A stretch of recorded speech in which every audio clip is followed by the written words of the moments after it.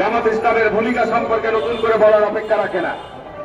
জামাত ইসলাম 1971 সালে সরাসরি এদেশের মুক্তিযোদ্ধাদেরকে হত্যা করেছে। জামাত ইসলাম এদেশে সরাসরি মুক্তিযুদ্ধের বিরোধিতা করেছে। জামাত ইসলাম 1971 সালে সরাসরি তারা বলেছে পাকিস্তান সেনাবাহিনী এবং জামাত ইসলাম হচ্ছে একমাত্র দেশপ্রেমিক। এটি ছিল তাদের 71-এর স্লোগান। কে ঠিক না বেরিয়ে বলছে ভাইরা আমার?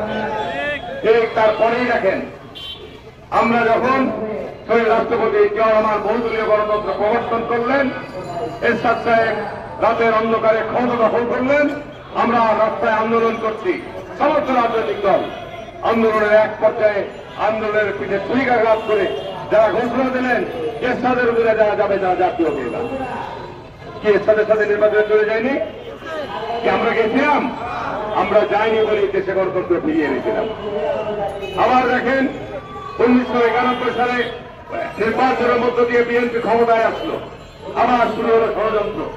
আবার এই দলটি আওয়ামী লীগের সাথে কেয়ারটেকার আন্দোলনের নাম করে তারা ঐক্যবদ্ধ আন্দোলন করে জামাত আওয়ামী লীগের সাথে যোগপথ আন্দোলন করে দেশে একটা অরাজকতা তৈরি করলো।